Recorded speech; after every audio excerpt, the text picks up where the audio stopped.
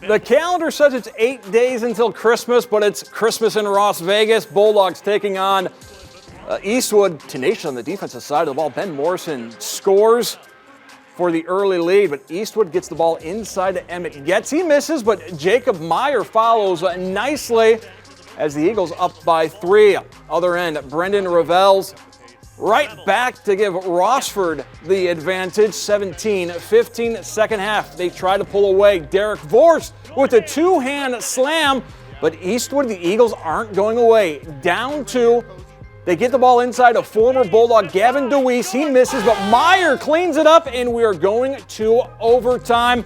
In the extra session, final seconds, Andrew Arnson cleans it up for the putback, in Eastwood hands Rossford the loss 61-59. Huge upset on the road for the Eagles. It was crazy. This game's been an emotional roller coaster for us, and it just felt really good to see all the faces, students in the crowd get all hyped up, and it felt good to come out with a victory. Guys who have never trouble getting hyped up, Mason Lowry and Darren Cohn. Well, folks, I got 2 words for you. Instant classic. Anytime a game goes to overtime, it's exciting. But when it's the number 1 and number 2 team in the league and they happen to be rivals and it comes down to the final second, man, the energy in this gym was awesome, and it was just so much fun to watch and have the opportunity to call this game tonight, Mason. We spent all of overtime wondering who the hero might be. We expected Jake Meyer if Eastwood was going to win, and he was really good with a game-high 24 points. But how about Andrew Arnson? Here's a guy that only averages 4.4 points a game, only went out and had 20, including the late putback that won it.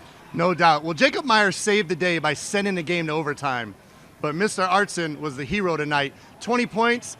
And the one that mattered most, an offensive rebound that seemed to come right to his fingertips, but he was surrounded by Rossford defenders, was able to elevate over the defense and knock it in as the horn sounded, and the place went nuts. The players, the coaches, the fans, the announcers, what a fun night.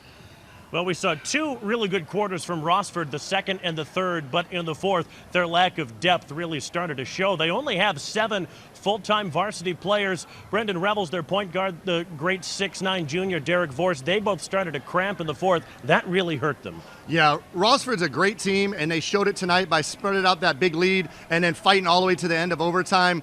But foul trouble, fatigue, lack of bodies, and I think that when they watch the film, they're really going to be upset with themselves by the amount of blackouts they missed and the amount of free throws they missed tonight that ultimately ended up costing them the game.